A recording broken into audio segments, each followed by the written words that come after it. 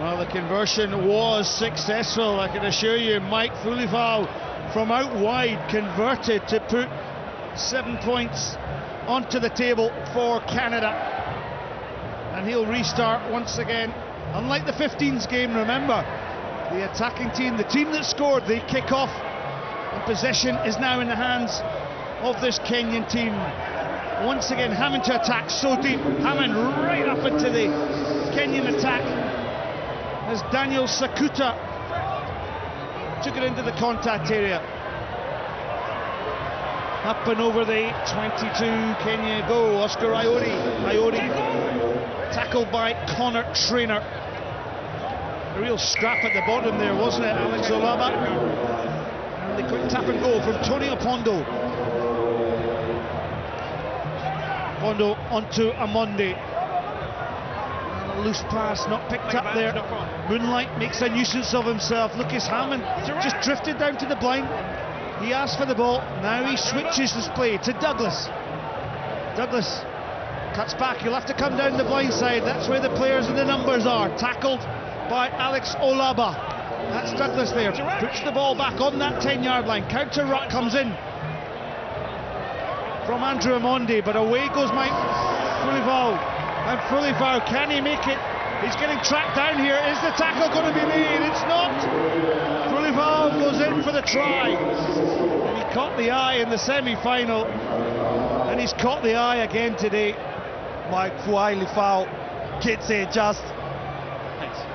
It was a metre further, he probably doesn't get it. It was a good counter ruck, but they just fall off the defence here. Andrew Amonde, the captain. He's a stout builders. Fulivao, and makes it just there. Isn't he glad? So the conversion is good. 2 tries, 2 conversions, and Canada out to a 14-0 lead in this Shield final. Kenya missed 2 tackles and been stung for 2 tries, so that's one area they really do have to aim up on. This young squad on the left-hand side. Well, these 2 teams have played each other on the series by 26 times. Canada won 16, lost 9. Sorry, yeah. No communication there from Kenya there, Scott, from that kickoff. Players getting in their road, that happens. You don't have the experience up front. Well, the unique thing is that these two teams, I should say, played in the Shield final out on the Gold Coast. And on that occasion, it was Canada that won by 40 points to 7. So Groundhog Day for these 2 teams in the Shield final. And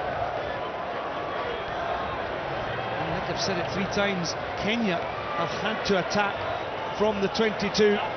They haven't yet penetrated the half of Canada. Canada's defensive alignment has been punctured by Oscar Iori. Iori has the support from Daniel Sakuta. This time they're in the Canadian territory. Duke goes in with an excellent tackle. Oh, pinched by Lucas Hammond, but illegally, says referee Nick Bryant. So Kenya with the first real sweeping attacking movement up into territory and putting the Canadian team under pressure.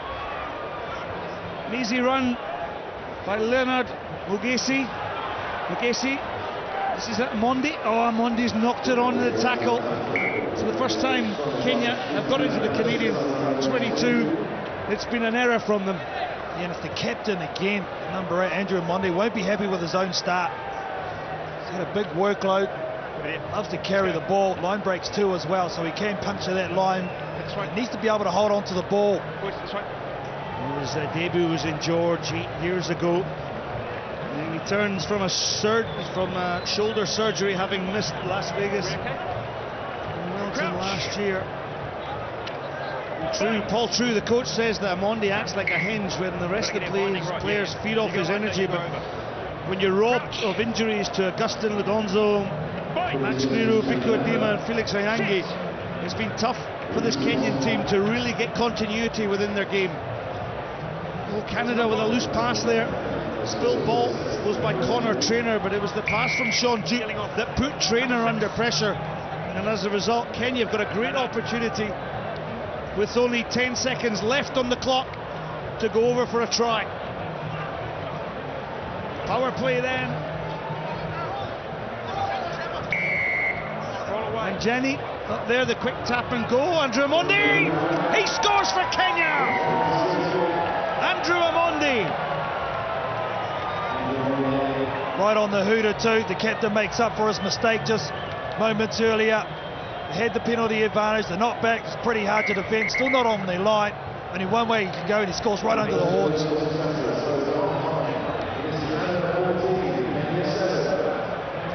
Well, the conversion was successful. Half-time score then, Canada 14, Kenya 7.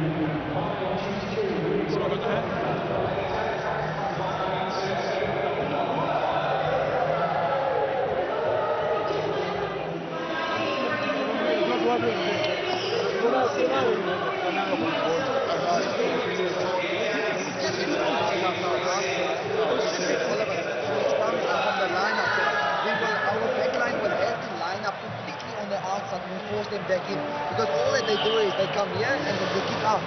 Alright, and every single time we're going to play cover. So if he's there, I need to be here. So if he comes there and out, I'm already here on him. Alright, so just go line up wider, but then you will have to cover that space and line up the scrum, and then between the team and the scrum and the quickly. Quickly, just back out. Have them there, let's span out, come up. Same with the line break. We don't contest, we just come up and pressure from the back after I'm picking off or whatever. I'm noticing like, well, two guys on the right side, their whole team's on the left. Pull that guy into the boot, or pick the side. If it's a long side, but we gotta work for that open side. We gotta look up because there's nobody in front of you guys. Cross hard for 7 minutes, eh? Cross hard for 7 minutes. If we get a penalty, and we don't want to go quickly, let it touch down. 1, 2, 3, go! 7 more goals. 6.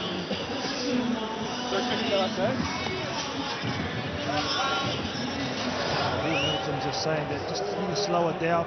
Don't have to rush. The other ones in the lead. Paul Drew just making some adjustments at the line out time. Just saying got to stay out and force them back in. The Canadians are seeing something they can exploit there. Just force them in their defence. Yeah, just suggesting that they stand and try and push the Canadian attack inwards and make an easier tackle, because they're stepping their players and getting out on the wide outside. You okay? So Justin Douglas, he's got the eye this weekend. Kick-off is Kenya, taken by Connor Traynor, a bit scrappy. Moonlight has to go and save the ball. Connor Traynor skips down that outside track. Iodi, Amondi. This is Alex Olaba up to the 10-yard line. Now Kenya needs some ball back there, is it? Sitting at the back on the 10-yard line. Switch play then. That's the halfway line. Mugesi, Leonard Mugesi, but look at the Canadians, the way they're pressing up. Ball being transferred now onto this near side. But a forward pass was adjudged. Olivia Mangeni. He was the right call too. The ball to Abala and jersey 11 for Kenya, and the frustration of being a coach. Paul Drew, pretty intense bloke. If looks could kill him. He did smile, I must be honest with you, he did smile after his team beat Brazil by 22 points to 7. We 5 minutes? Crouch! So Nick Bryant pass for the scrum. Crouch, line set. Duke to Douglas. Now Douglas, will he go on the wide outside? Will the defensive alignment change for Kenya? This time they put Douglas down. Lucas Hammond goes round the outside edge. Well tackled by Mugesi. Mugesi wearing that number 7 jersey. Comes in from an offside position, doesn't tackle. Justin Douglas, sharp by Douglas, up over the 22. He's isolated though. And because he was isolated, Kenya got the turnover. Now what can they do from their own 22? Daniel Sakuta, who scored 4 tries across the weekend. Second player went in though. Alex Olaba went over the top in support of Daniel Sakuta, sealed off the ball illegally, says referee Nick Bryant. And now Canada, well, they'll just set the play. They're going to go to the line out here, I think. Now the Canadians, but the Kenyans, they had a release there. They took it into the contact when they didn't need to. They're trying to play down the middle of the park, and they've got opportunities out wide. Still plenty of time. This game is very much in the balance. It's what Canada do from this set piece. Can they extend that lead? Well, Lucas Hammond from the Toronto Nomads and Ontario Blues. In it goes, Moonlight. This is Duke. Trainer steps on the outside, gets the pass away. Justin Douglas, he collects the ball. Can he get over the line? Yes, he can. And Justin Douglas is in for another try. Well, that's the combo for their first try, wasn't it? Connor Trainer on the outside of the centre, out the back door on the right hand. Did a bit of a juggle to Justin Douglas, but in the end, he gets out of it. There's the pass that releases him. If that goes onto the chest, it's easy. Bounce off his chin, resets, and it has the strength. Goes on the outside. Isn't how. That's a nice score. Well, he scored a brace. And Canada's winning the semi-final over Japan, and he scored a brace in the final against Kenya. So Canada scored from that line out. Good play. And with 3 minutes to go, can they get the hands on the silverware? The shield will be sitting there. Long kick is a deep one. Switch play. This is it. Mahanji. Dennis Mahanji. Still on his feet. Still driving. Ball pinched out the back by Muali. He is absolutely thumped by Justin Douglas in the tackle stakes. Kenya having to work so deep. Moonlight was in on the tackle of Leonard Mugesi. Let him go. Scrum half on Sumu. Olaba tackled first of all by Fulifau, but they have the support, they have numbers.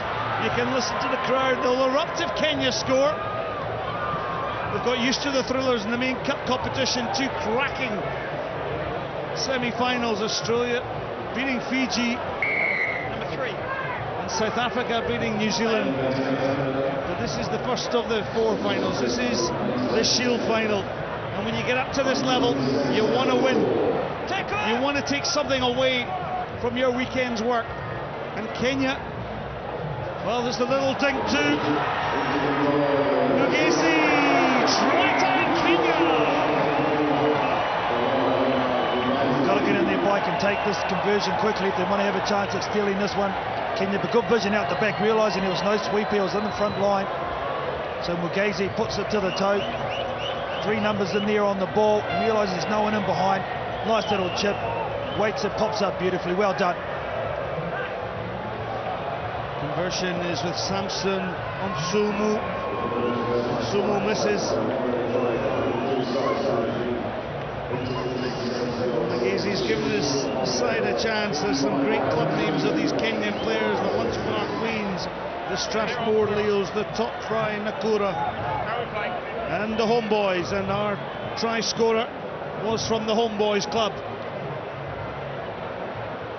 Douglas gives that pass to Hammond. Fulifau. Well, he's held in the tackle there by Mumwali. Hammond.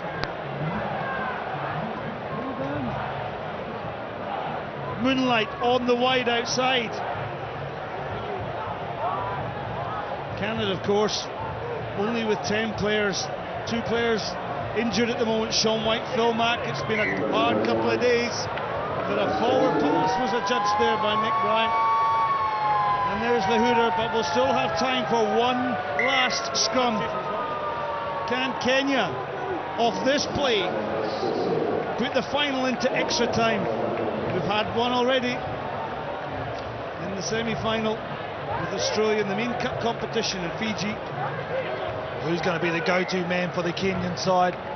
Do they take it into contact? Do they have a go out wide and go to the far side of the field? They've got to win the scrum first.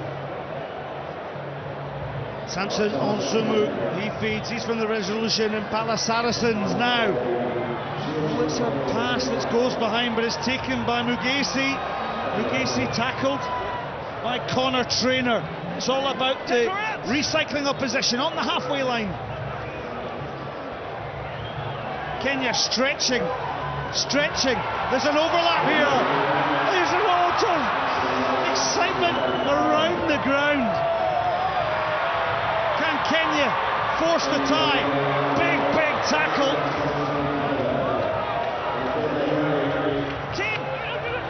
While he goes down, but the knock-on came in. Canada will put it out. And what excitement in the Shield final, but it's Canada that hold on. They win 19 points to 12. Progress for Paul True's men. But it's delight for the Canadians. Well, they've all come away with a bit of silverware, but only just. It was great defence in the end that won the day for him. It was a pretty tough tackle. It could have gone either way, but the Kings, they did set blue there. There was an opportunity on the outside. The 2-on-1 situation would have been try all day. They took it into the setup, and well, the Canadians, they did their work, and deservedly so they get the W in this final.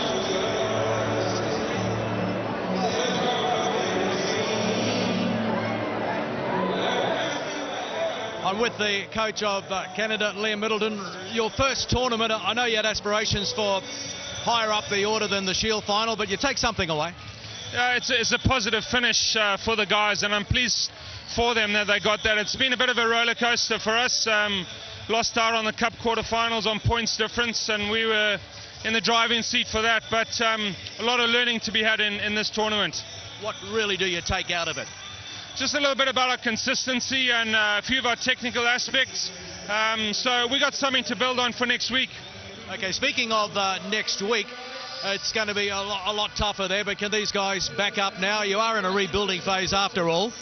Yeah, we are, and we got a couple of guys down today who won't join us in Port Elizabeth next week, so a lot of opportunities for some new players, but that's good for our medium to long term, but we'll attack that next tournament and we'll give it all we can. Well, congratulations on the Shield final, and we look forward to seeing you in Port Elizabeth. Thanks very much.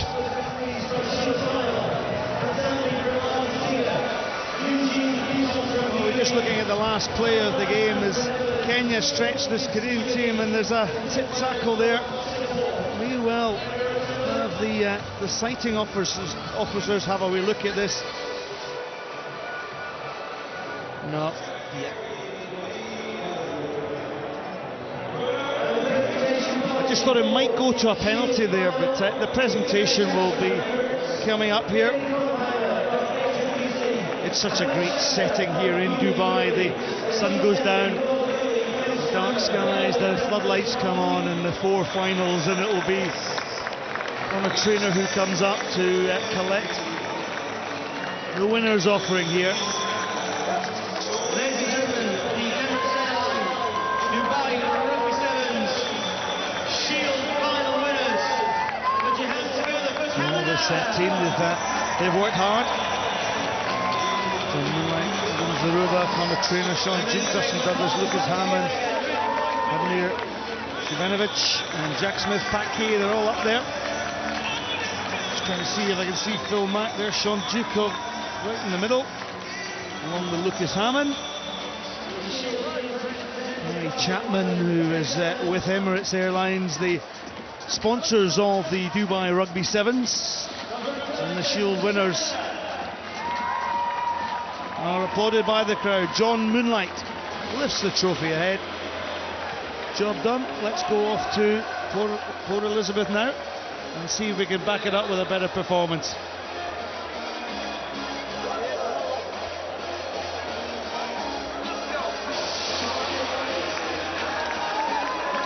Well, this is the period where it really does make it sweet. Had a hard day, a hard 2 days actually, Canada. And a lot of injuries.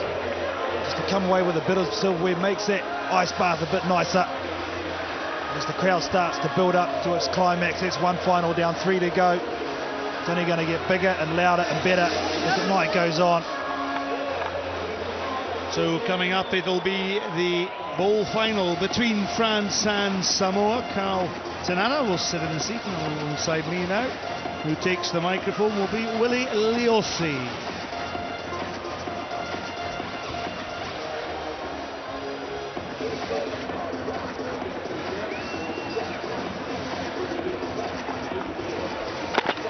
Bowl final has France up against Samoa. Samoa 19 points after the Gold Coast. Consistency has been a problem, and this is how they've reached that stage. France winning earlier against Canada 42-19, and then against the United States in a closer match. And as for Portugal, that rivalry there against Brazil, so then comes through, and then against Samoa. So Samoa winning that match 19-14 after a comprehensive win earlier by 40 points to 5.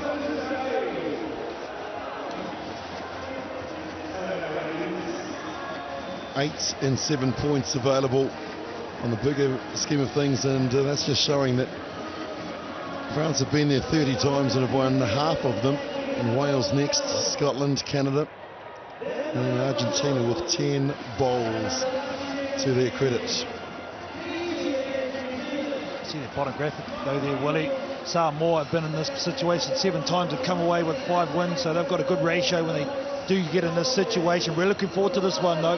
The French team, well, they've been pretty good their last couple of games. Really like what I've seen from them. The Samoan team though, again, they'll want to come away with some silver. We haven't had the best time. They would have had dibs on getting in that cup main round, contesting for this title, not to be, but they still come away. And as one of the players said earlier on when you interviewed him, Willie, they want to put a bit of pride back in the jersey. Yeah, of course, Tim Nanaai-Williams that represented New Zealand back in 2008 as a youngster, and has now turned his attention to Manu Samoa, hoping that if they qualify for the Olympics in 2 years' time, that he won't be able to play. It's such an amazing event. Consistency has been a problem, as I say. Samoa were in the final last month on the Gold Coast and have 19 points, only 7 points for France, and they sit in 10th spot at the moment. Join us through social media, hashtag Dubai7s. We've had plenty of correspondence from people all around the world enjoying the coverage.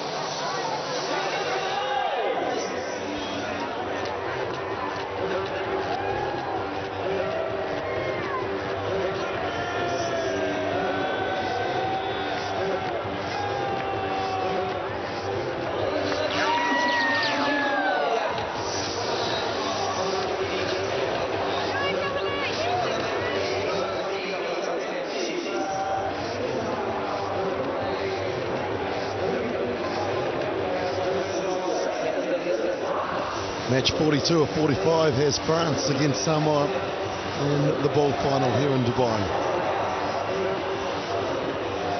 Samoa lead 27-5 in the series, just the one draw, and they last met last month when France lost to Samoa by 19 points to 12.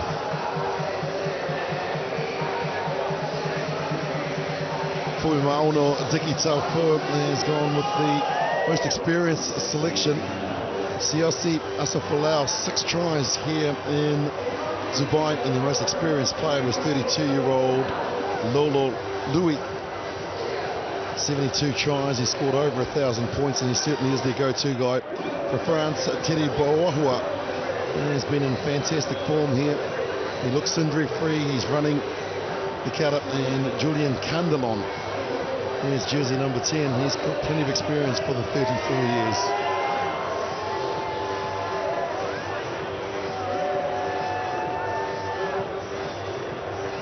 Carl Tanana joins me in the commentary, and Carl, match number 6 over the 2 days. They've got another tournament to go next week in Port Elizabeth. It'll be at the back of their minds, but the body must be hurting. What gets them through this match? Oh, the crowd, the electricity when they run out here. It's night time, the conditions are perfect. There's no reason won't be any effect whatsoever. The team's pretty much running on empty, so it becomes a mental game. Who wants this the most? Who's going to put in the first tackle? Who's going to get their second one first? Pride of Samoa to the left of your screen in their blue shirts. France in their alternative strip of whites. And just a quick reminder of how they got here. There are the matches. 2 losses yesterday for Samoa, a solitary victory against Japan, but today 2 victories against Kenya and Portugal. And France lost 2 of their matches yesterday to Fiji, Argentina, a win against Brazil, and then 2 good wins today against Canada and Team USA.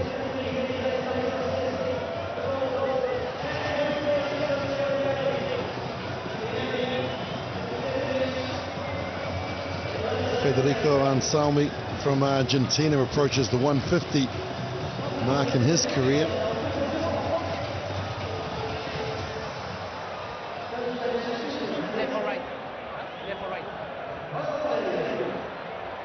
The little playmaker for France, the 27-year-old Terry Borohua, cleanly shaven, new hairdo and different attitude. We're underway.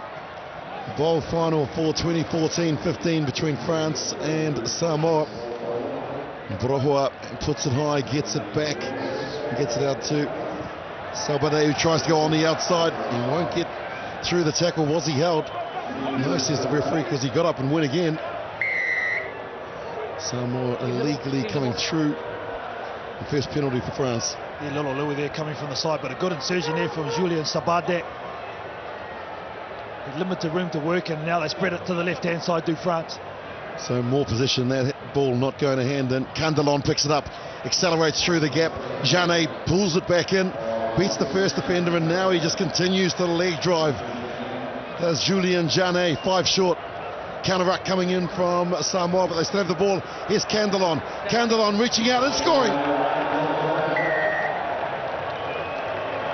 You don't see this very often. That Samoa getting out bullied. The French team there, look at that reaction. Oh, I love it. First nice incision, and then here he takes it in. He's not held, he's bounced up, and that's the old man Candelon. Julian Janet did so well to keep the leg drive, to draw in 1, 2, 3, 4 Samoan defenders, and they've been rocked right from the get-go. France leads 7-0. This guy seems to have a second lease on life, Candelon. He's played very well, especially on day 2 for the French team. Really spread the field for them on that wing position. He's been such a threat. 6 tries in Dubai over the last 2 days, 66 to his name. And the all-important restart again from Borohua. Hangs it high and gives his players plenty of time to get up there and compete. Sediseli does very, very well to get it back for the Samoans, who now try and find some space down this left-hand flank. In with the tackle, Dinio recycled quickly, and the Samoans want to go wide here. Asa Folau, the top try scorer for them. Good tackle right around the bootlaces from Janet. Cleared again. Solia buys a little bit of time as Gorbele brings them down. Borohua's gone in illegally. Asa Folau trying to get on the outside. The offload may have gone forward, and it has an advantage here for France. If it bounces up, try number 2. A little bit of footwork here from Salvador. That's brilliant for the French. The lovely soccer skills have come to the fore, and France have scored their second try within 2 minutes. Well, I've looked very confident on day 2, have the French team. Just showing the skill base that they do have when things do go right. This is a nice tackle by the captain. I think there was a double knock on of the hand, wasn't picked up. And then the skill here to be able to do this on the fly, Willie, is a very tough thing to do, but he does it well. Reached 100 points in Dubai for his career. Once again, Terry Borohua converts. And France lead 14-0. Samoa were thumped by New Zealand on day 1, Carl, by 41 points to 0. They recovered from that, had good victories against Kenya and Portugal, but in this third game, nothing seems to be going right. They just can't get their hands on the ball. They're getting out-muscled at the moment. We've seen that from a number of teams today. Levasa holds on to the ball on this occasion, and Louis goes in to clear it. They need to get into the hands of players like Josefo, who has it now, and he gets it one wide to Solia. Get out of my way, says Solia. Candalon comes at him again. Good contest out wide. Recycled, Asafalau. Here we go, Lolo Louis has the ball, the gap opens and he takes it. Now he's looking for someone with pace. Step, defend, the offload. Beautifully picked up, that's not easy to do, and here comes the first try to Lavasa. Has he dropped it? I think he has, Willie. Where's he giving it? No. The referee's given it. Oh, we'd like to see that one. I thought for sure that Lavasa had dropped that ball. Minty's moment was a commercial they used to have in New Zealand where sporting events and you duff it. Kaltanana. I don't know. I'm not convinced. I'm not convinced with that on the replay. Once again sitting on the fence. They've given it. 14-7 France lead, 2 converted tries to 1. Well, you're going to take it out the French try from Sabade. Probably was a knock on this occasion. 50-50, so that's the game. I like the way that the referees are making decisions here too. The RVR, we see it in so many other sports, and in particular the 15-a-side game, where you can slow it down to frame by frame and you're going to get 15 different decisions. Make a decision, let's move on. Daniel goes high, brings it down, and now Gorbele gets involved. He's big and strong as Gorbele. The offload is not accurate, and now the big defence coming in from the Samoans. That's what they need to do. The pass, and it's gone into no man's land. If it pops up, they'll score again, Samoa possibly. In with a chance, Lolo Louis is there. Now it's recycled. Solia spins, turns, then he holds on to the ball. They're going to get the penalty from this. France illegally coming through. Hands, quick hands, Lavasa, the lovely little pop pass over the top to Sele. This is better from Samoa. Now they've got some players out to the right. Need to move it there because that's where the space is. Advantage here, they've got it wide. Josefo's got too much pace. The step on the inside, here comes Samoa. A way to possession there in the end for Samoa. They've got a number of offloads away. And finally they get it out to this guy, who I think needs to run more. He's been playing in the halfback position. I think they need to use him a bit wider. Do Samoa, who's just waiting on their wing. He's got some nice footwork here, Tom Josefo, and he gets Samoa back on this one. He has played for the Auckland Sevens team in the past, his 4th try here, but this the most important, well not the most, but one of the important kicks for Lolo Louis. This to tie it as we head into the break. Strikes it beautifully as Lolo Louis, and you bet you remember, Carl, that crucial drop kick in Wellington in 2010 that Lolo Louis kicked for them to win against Fiji in the final. So crucial to have a guy of his experience in the team. Instead of just slowing down the play, giving the side a rest. There's going to be time for a kick-off. Great game of sevens rugby here in Dubai between these two power nations. Samoa trailed by 14, have come back, and now the restart. The next stoppage, provided it's not a penalty, will go to the break. The captain strong in the contact area. Now the counter ruck coming in from the Samoans. They then decide that they're better off just to let France win the ball. Candalon scored the first try. Candalon beats the first defender. Louis comes across. Now they go one way and then the other. He scored as well, the offload. Here goes Borohua. Might have too much pace for Josefo. Josefo chases, and there is France striking back again. I think Josefo may have injured himself in the hamstring. Terry Borohua is a different player with a new hairstyle. Streamline, Willie, that's why. There's the first insertion there from Julian Sabade, and then Borohua has been good in this department today with support players running angles. Tom Josefo pulls up lane. There was no way he was going to catch this guy anyway, I don't think, on the angle. But he really has been good on day 2. Teddy Borohua stepped up for them. Remember a former New Zealand captain that used to wear the 10 shirt, pull up a bit lame like that, but he couldn't get there as well. It was only when it's time to pay for dinner, Willie.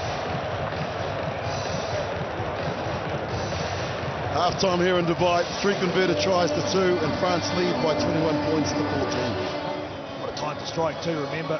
Samoa just scored, and here we go into the French huddle. Frederick Pomerel, the coach, on his knee. What's he got to say? Ce qui est vraiment très bien, les gars, c'est la défense. Je vois des rucks éclater à 2000 à l'heure. Des mecs qui sortent vite de la zone. Et sur nos rucks à nous, pour conserver, on y a toujours mis le bon nombre. S'il faut en mettre 3, on en met 3. C'est très bien, super. Vraiment très très bien là-dessus. Défensivement, quand vous les tenez, bloquez les bras. Bloquez les bras quand ils sont arrêtés, qu'ils sont dans vos pognes. Empêchez-leur d'enchaîner. Finissez vos plaquages.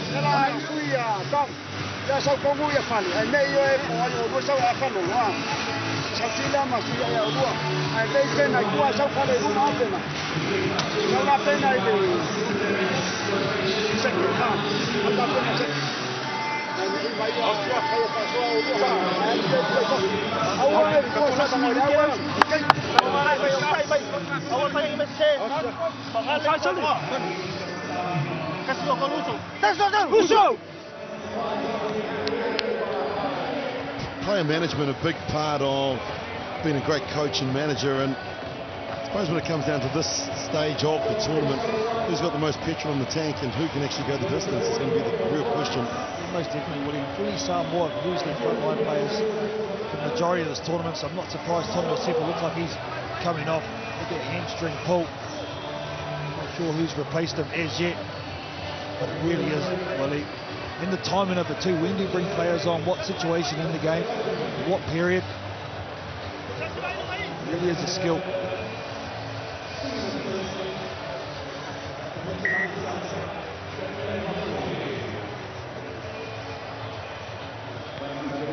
The bowl final for the World Series 16, the second half.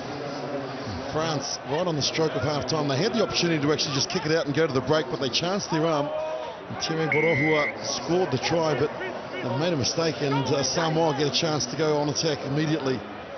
Wide out to their playmaker, Lolo Louis. Louis step, and then he tries to get on the outside. Now he needs the late cut, and that's been lost forward by Solier, and so an advantage here for France. Inigo, lovely little offload, and Borohua's lost it forward, and so turnover's crucial. And Sally gets it out to the new man on the field, Mialoy. Patient build up from the Samoans, now the acceleration. Infield to Sally. If he could break that tackle, they may have looked dangerous. Borohua hasn't got out of that area, and that's why he's going to be penalised. Quickly tapped by Louis. Lolo Louis just short the offload, and here comes the second try for Labasa. He's got it down, and Samoa are back. Gets it down on this occasion, does the captain, Labasa. I thought he was going to offload their ball to no one. I thought the French team have withstood that. They defended well, they pressurised the contact area. This is after the offload from Lolo Louis. He has a look, no one there, realises where he is on the field, and just puts it down. This to draw level.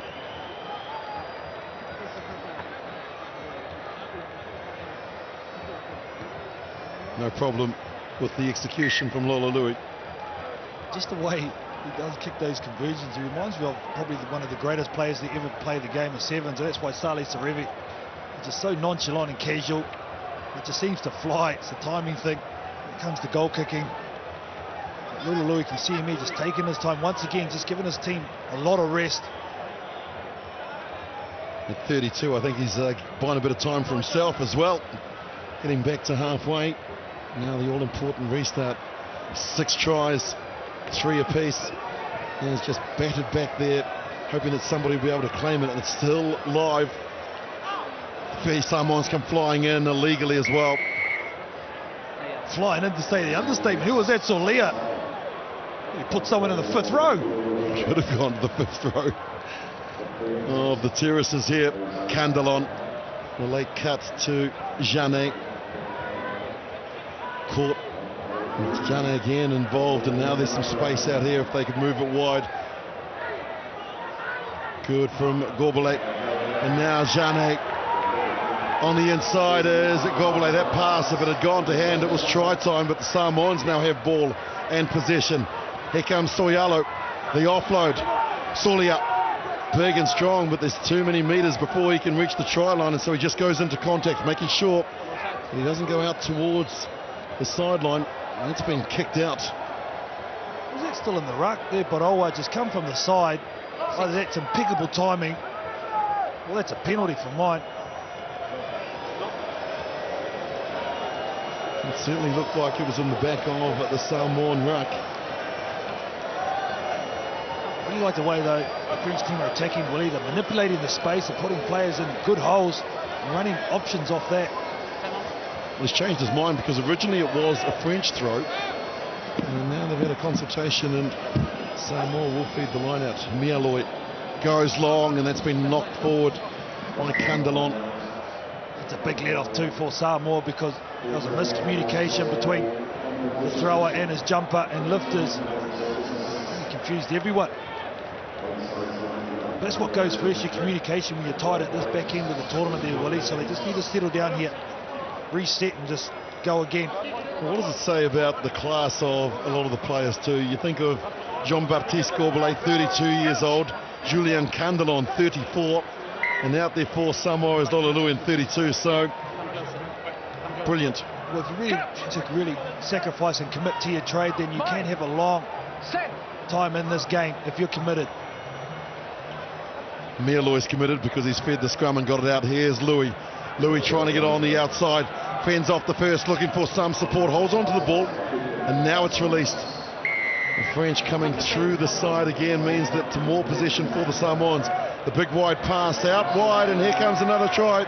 First for Mialoi in this match, but the fourth for Samoa. Oh, great vision by the captain, Rubena Levasa. Off that quick take from the penalty. It was a nice pass. He drew in the defender of the French. Made him come in. Here he is here. Realised there's a 3-on-2. Nice over-the-head pass. He made Julian Sabade look in, and that's an easy try. Good work. Speaking to the coach and management, they say that this man on screen is a player with a strong future in sevens. He's got vision, and he's got pace, and he's scored 4 tries here in Dubai. This to try and give them a buffer. And it's not one of his better attempts.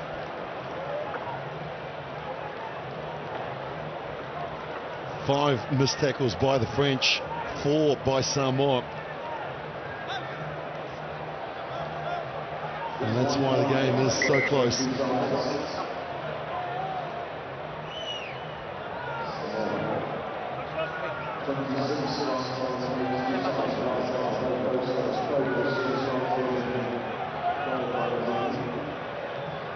This is probably the most important restart for Samoa in this game, because claim it, and they have, brilliantly by Solia. That is copybook. Have a look at that if you want to learn how to play sevens. He kept his eyes on the ball. It was accurate from Louis. And now they've got the ball. Sally. Big man will always beat a little man. And Sally on Borohua. No contest. Well, I think Borohua might have done excellent here in his defence. We haven't given it yet. There was a hand in there. Did he knock it on? Oh, no, he put it down. Got confirmation from the in-goal judge. But you're right, Willie. They set it up well. They put a big man on a little man. And the big fella, well, he wins it on this occasion. But I'm interested to see the put down. They went to the right-hand side and they shifted to left quickly. Through the hands. Louis again engaging in defence. Times has passed beautifully. Sele takes it and watch Borohua. What do you think, Willie?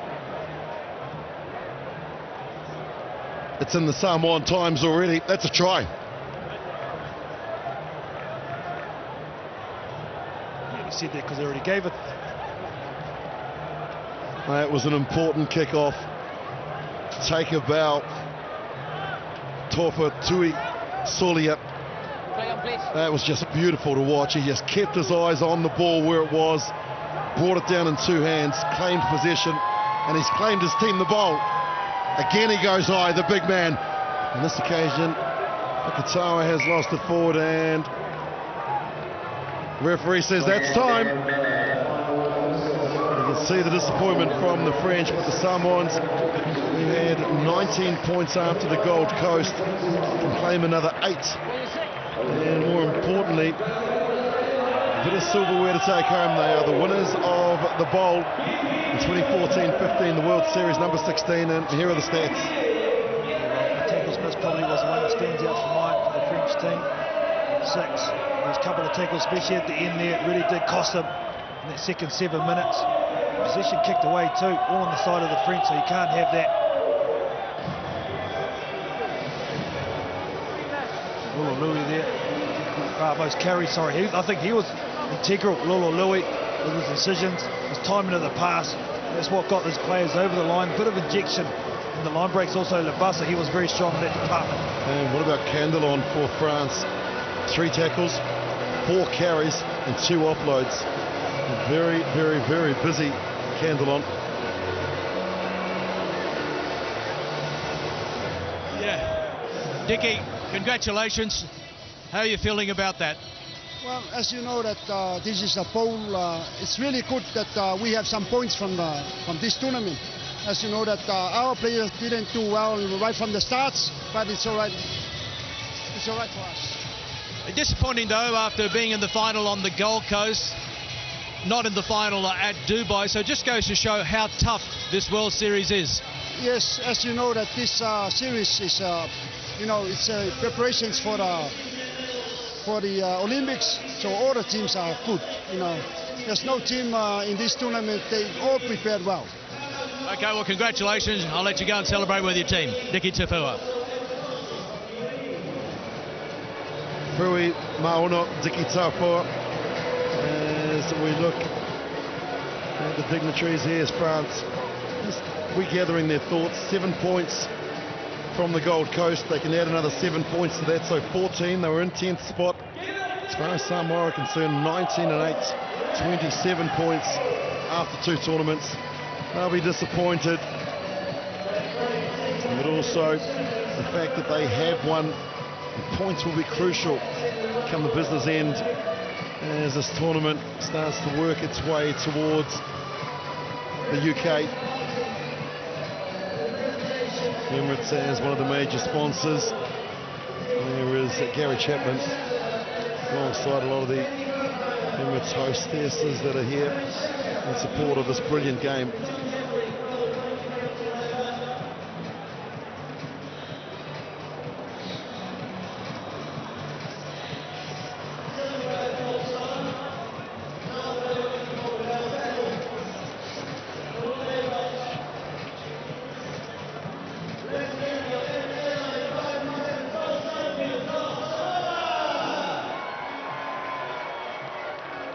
Not the prize that they wanted when they arrived in Dubai 1 week ago, but nonetheless, your HSBC Sevens World Series, Emirates, Airlines, Dubai Rugby Sevens, bowl winners, this beach is Samoa.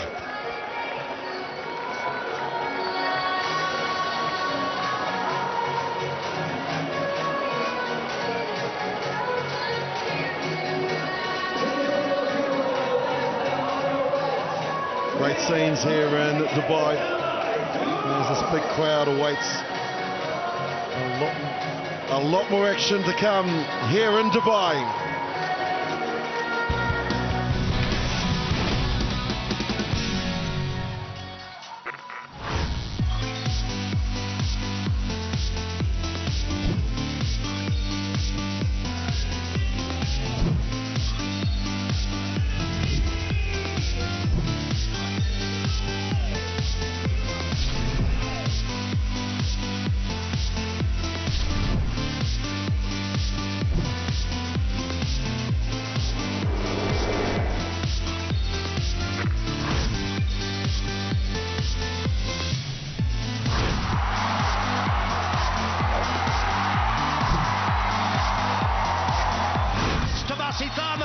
It's going to be under the post, and this surely is going to be the clincher, and it's a victory for New Zealand in the Dubai final for 2009. Gollings, has he got enough pace to go on the outside? Yes, he has. The top point scorer, Ben Gollings. Casemiro, he's going to get in on the corner, and he's the man who is the ultimate finisher. It's a foot race. Mulivalu. And it's Fijian rugby at its absolute best. And Fiji, as they always do, strike back. And here comes another try to them. Referee blows full time. Dosa Rawata, boys. Translated from Fijian means you've accomplished it, boys. Something very special tonight.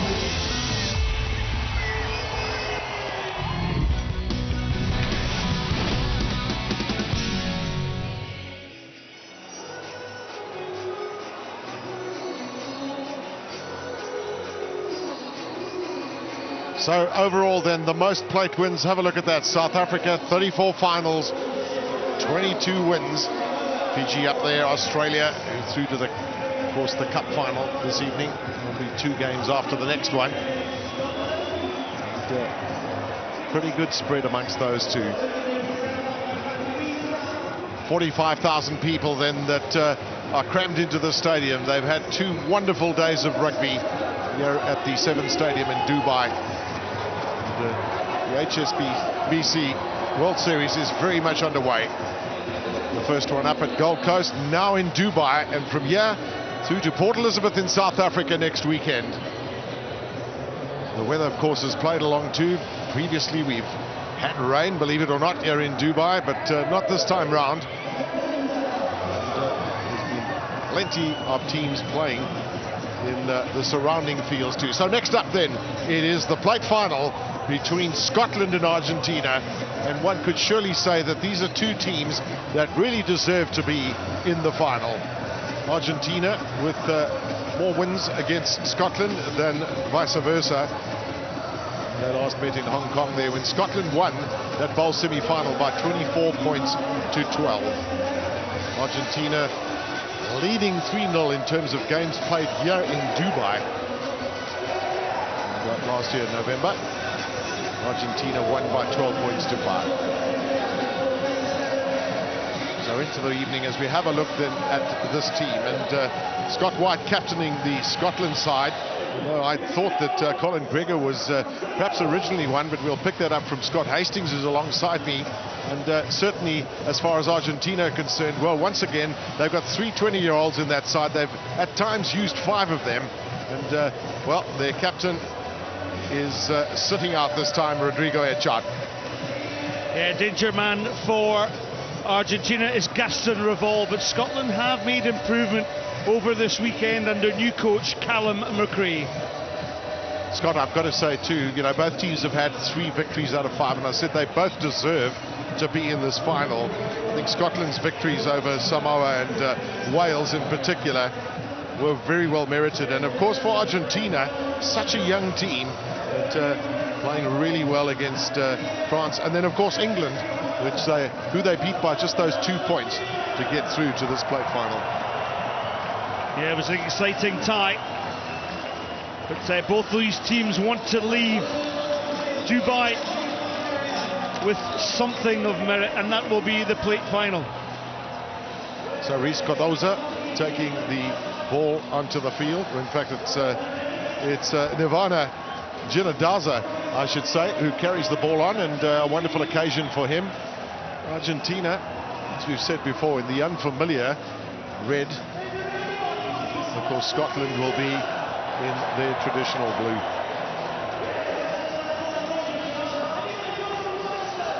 So it's all down to 14 minutes, or maybe a little bit more, depending on what happens, and whether we have any draws. And have a look at their results then. So it's 1 loss, 1 loss, 1 sort of situation. And referee is Richard Kelly from New Zealand, will be taking charge of this game. So Argentina with the kickoff. Gabriel Rojas has been a very industrious player for them, both on attack and defense. He's been a very useful player. James Eddy now with the ball, gets through the first tackle, and there's a lot of tired men out there. It's been 2 grueling days, and of course the heat of the desert too certainly gets to the players. There's the playmaker Gregor. Was that deliberately knocked down? Well, I'd like to have a look at that one again. It was certainly a fleeing hand. Let's just have a look here as we bring in the replay. Colin Gregor switched, and it was, you know, you've got to say there's no attempt to actually catch that ball. So big strong tackle there on Colin Gregor, but he's back on his feet. And a wonderful occasion for the youngsters in the Argentine side. We mentioned the 20-year-olds, and they'll certainly, their coach Santiago Gomez Cora, who's so well respected by everybody, a great sevens player, has done a really good job with the young men. But Scotland too, up there from Damien Holland, who hasn't really started a lot of matches, but yeah, they come now, and an opportunity for them. Gregor just put his foot down. He did really well there because he's kept it in field and he's looked to open up space. There's another knockdown. That knockdown, well, referee's playing advantage, but let's just see what happens here. The big chase from Mark Robertson. Does he get there first? A whole lot of drama here in the early stages of this plate final. Not first time, so we need to have a check. Okay, thank you. You think it's red, Graham? Okay. Oh, we might need an RVR. In fact, we're going to get it a referee video review, it's called. Yeah, we'll keep an eye on this one. First touch of the ball. I don't know if there was a touch the first time, was there? No. So let's see if there's a touch the second time. And there's the second touch, Argentina by Gaston Rival. No try. Right, just shows you how technology can help matters really in quick time. There was a lot of people unsure, including us here as commentators. So it's a deep kick in then from Royas, and back for it is Colin Gregor. A long pass from him. So maybe Scotland looking to use a little bit of the width of the field here against Argentina. One feels that in the games that they have played, they played well as a unit, as a team. We've worked very much for each other. Out there from James Eddy and James Johnson. Argentina is enjoying the physicality of games too. So no score on the board as of yet, but can Gregor ignite one of his men here?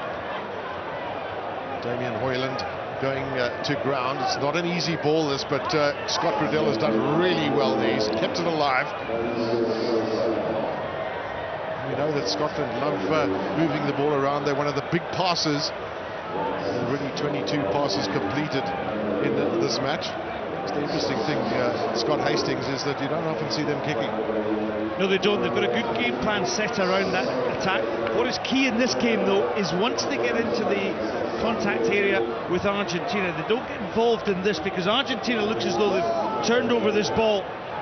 And Scotland, in their previous performances, have been able to offload out of the tackle. The minute they get involved in that, it puts them under stress, it puts them under pressure, and Argentina, well, they're dogged in that area of the game. We saw how well they were yesterday in offloading in the tackle and just keeping that continuity going, which put a lot of pressure on the opposition. Look at that, 25 passes already completed. Their problem sometimes, Gavin, is that having worked so hard to get there, they can't actually get a line break going and get to score at the end of those phases of possession. Well, you're always looking for a really speedy runner too if you find a bit of space. This time Scott White deciding to go back again. Now there is a kick, we talk about that, and that's what we would call a kick pass, and a brilliant one as well from Colin Gregor. He has a real chance here. The lovely little pop pass, and he's going to run in by a country mile. Mark Robertson, absolutely brilliant play that by Scotland. Well, that's a lovely try, isn't it, from Mark Robertson. Scotland quite happy just playing the clock. They're going to put pressure on an Argentine player to come back. And Mark Robertson with the try. Beautiful execution, though, through the kick pass. And Scotland were patient on that occasion. They drew the defence in, and I thought the key to this, not only was Gregor's kicking, watch James Johnson, the way he stretches that defence. Fernando Luna couldn't get near him. The weighted pass, the angle of running, just a great sevens try for Mark Robertson. Yeah, he took, James Johnson took the player out of play there too, but also kudos to Scott White, and he actually started that move in a difficult position. He got his inside pass to Colin Gregor, and then that great kick pass. So 7 up they are, Scotland. Opportunity, of course, it's not just about winning a plate final, it's about accruing points, gaining points, because the 9-leg series of the HSBC World Series, of course, everybody gets points from first position all the way down to number 16. So again, Scott, you spoke about patience, and Scotland just keeping the ball moving until maybe somewhere along the line a gap opens for them. Big dump there by James Eddy. But Scotland have held onto the ball. Chukwueze came in with a big tackle there, but open wide Pereira here. Damien Hoyland. Well, he looked for that little pop pass, but it could work out, and it certainly is going to, because Scott White is also going to have a relatively easy run-in. Argentina will be a little bit worried about their defence behind their first line, and whether or not they're employing a sweeper in the right position. Well, Damien Holland took the contact, lost the ball, but Scott White, well, the fortuitous bounce of a rugby ball favours the Scots. Here we go, this is Hoyland. Route 1, there's a bit of contact now, but look at this, the ball dislodged, great footballing skill, off the right peg, off the left peg, the bounce was good, and Scott White strolls in for the try. And the conversion from Colin Gregor is just wide, but a really good finish that too. So those are two great tries, relatively unchallenged when they were finished, but a lot of work that went into them in the leading two. And again, the stats saying that Scotland have held on to the possession, 36 passes to Argentina, who've not completed a single pass in this opening first half.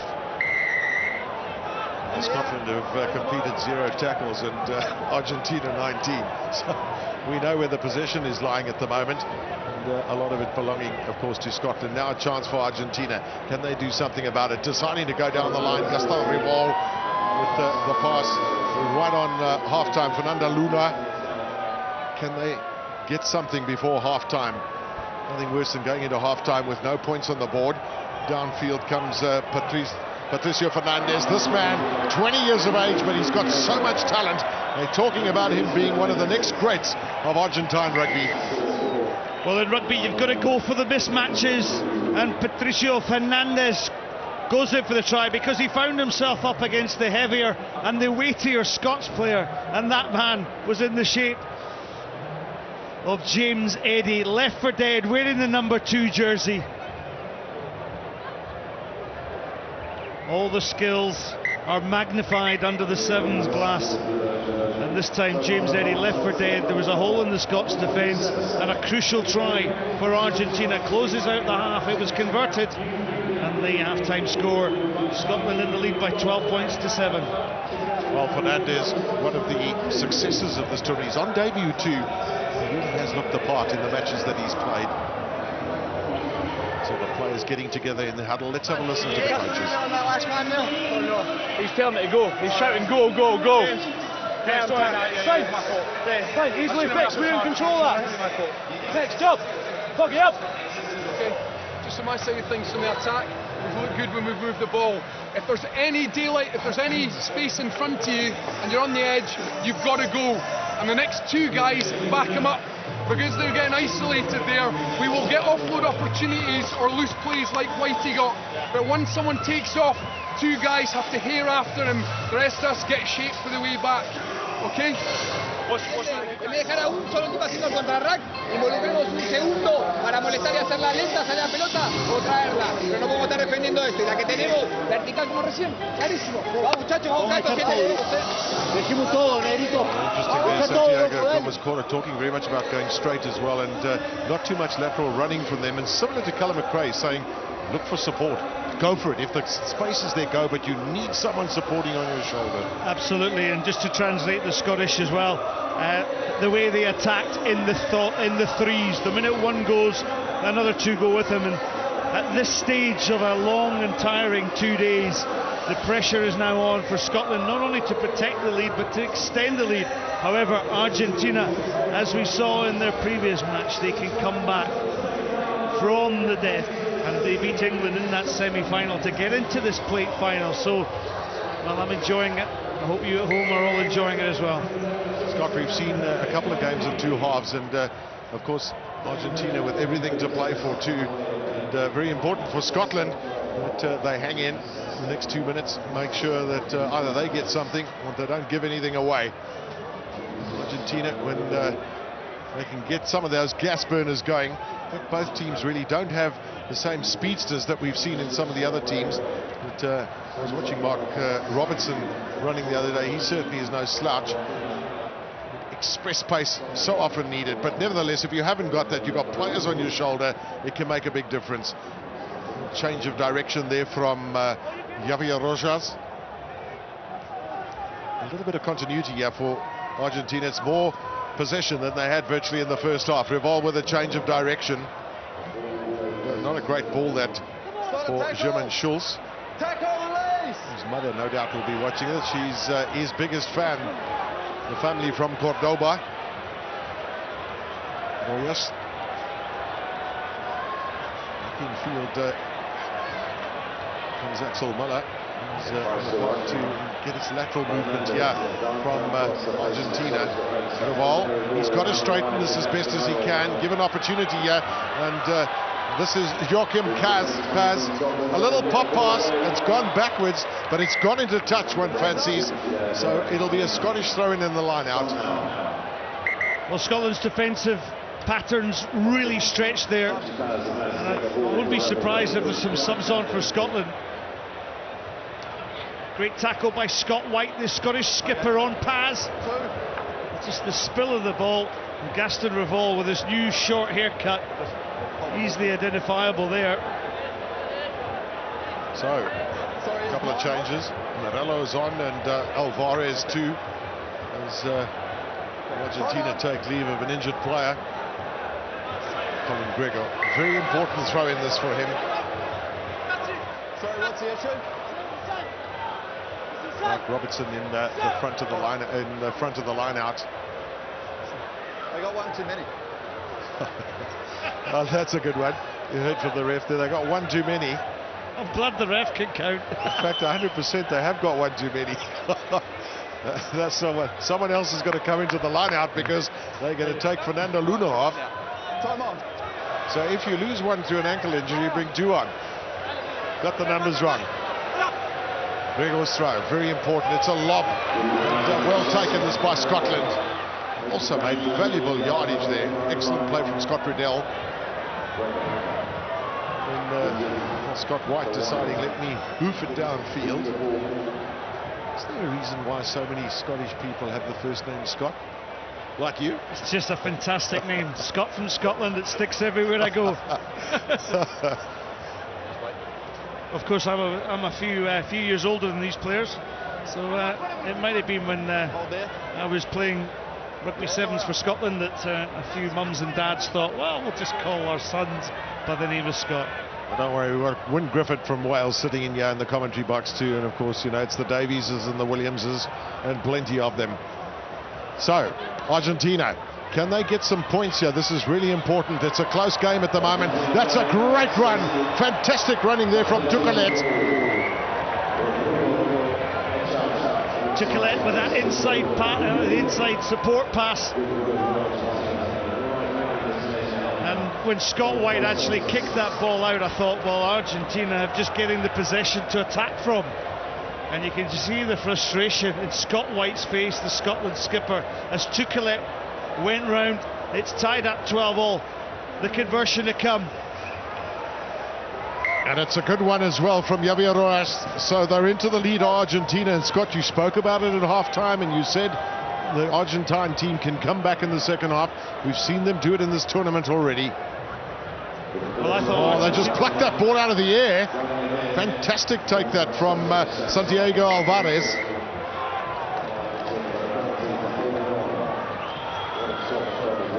So Scotland, a couple of replacements, and the quick pass has gone, unfortunately, to the wrong hands.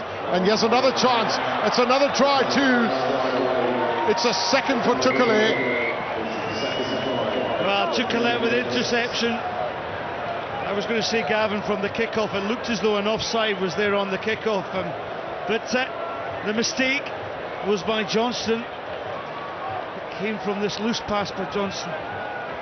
Here it comes there. The missed tackle, I should say, not the missed pass, the missed tackle costing Scotland dear. It was a wayward pass too, as well as the missed tackle. Royas hasn't missed many with his conversions from reasonable positions. But it shows you how brutal this game is, because you make a mistake and teams like Argentina, they punish you. They've got their dander up, they've got the tie. Now can Scotland respond with a score themselves? 2.5 minutes to do it in. Well, they bring two replacements on in the form of Colin Shaw and Gavin Lowe, who's I think on debut at this tournament. So some fresh legs, as fresh as could be. Colin Gregor coming off, which sometimes is always a little bit of a surprise for me when the playmaker is taken off the park. He's been around in his debut in Hong Kong back in 2002. Been a wonderful servant of Scottish rugby. So it's another one of those low hanging kicks, but that's gone forward. So here's advantage for Scotland. Can they make something of it? Important to have those support players going with the ball carrier. Damien Hoyland doing particularly well on that occasion. Taken up by Colin Shaw. And, the penalty given away. So this is eating into the clock too in Argentina. Well, they might just kick it downfield, generate a line out. You saw Javier Rojas have a look at the clock first of all, and this is where it becomes Argentina's friend.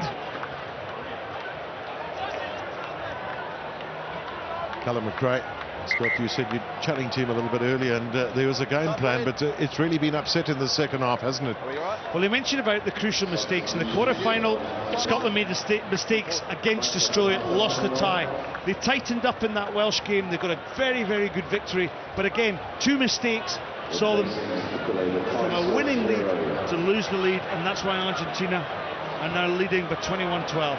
And they've got a spring in their step too, who have Argentina. Some hard work there from Revol, but Scotland with the penalty. They simply have to score right now. They have to take this upfield and they have to score a try, and preferably a converted one, to give them an opportunity. Again, it's scrag defence there from Argentina. Not much room to move in there for Colin Shaw. And slow delivery from the breakdown point, and even worse, a penalty to Argentina for Scotland. Well, the sands of time are running out. Yeah, Argentina will have this plate final now. And you see in the background there, wearing that number 12 jersey, Gaston Revol, just kick for the corner, please. And Javier Rojas will kick for the corner. And with 30 seconds on the clock, well, there'll be some disappointed Scottish fans and disappointed Scottish players out there. But Argentina, remember, they came back from behind to beat England. They've now done the double, beating Scotland as well. One's got to give credit, though, Scott, to the Scottish side. I think they've played some good rugby, and there's a lot of opportunity for development from them. But we've written them off, and it's literally because we've got 4 seconds left of this match. Argentina have sealed it through a magnificent second half effort. Here comes Gaston Revol. Can he get caught? A little pop pass. They've finished it off with another try. We're just waiting for the final confirmation. I have no doubt that that's a try. 3 blue around the neck. Okay, so it's a try. Yeah. What are you recommending for 3 blue? Just a penalty. Just a penalty. Okay, so I'll play advantage. Try stands. So there's the try then, and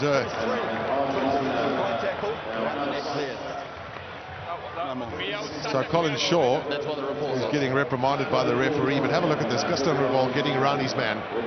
Yeah, Revol in at the corner. Great pick-up though, wasn't it? And support on that angle from Axel Müller. He's scored some really good tries in this tournament as Axel Müller. So the conversion is done, and essentially the match is done too. It's been a game of 2 halves. Scotland were outstanding in the first half. Argentina even better in the second half. Overall, here with the highest try scorer in Sevens history, Santiago Gomez Cora. What a great win for your team. Yeah, it was amazing. The final of this tournament was amazing. We started very well yesterday, and then we had some problem in the middle against against South Africa, but we can finish in the best way. You've got a very young squad though, don't you? They seem to be learning the more they play together. The idea is develop a team from now to the Olympics, so we are working in making the team. What's it like moving from player to coach? How are you enjoying it? No, I'm not enjoying it. It's horrible. I prefer be player. When I was young, I said I want to be coach, to be rest, but no, I want to be player. Well, you're doing a fantastic job, and good luck going forward, eh? Thank you very much, and see you around. Well, I'll tell you what, if you'd be a coach like he was a player, he will certainly go down in history. 230 tries, all-time great Santiago Gomez Porter. But it's celebrations for the Los Pumas then. An excellent effort from them. And Scott, well, do the match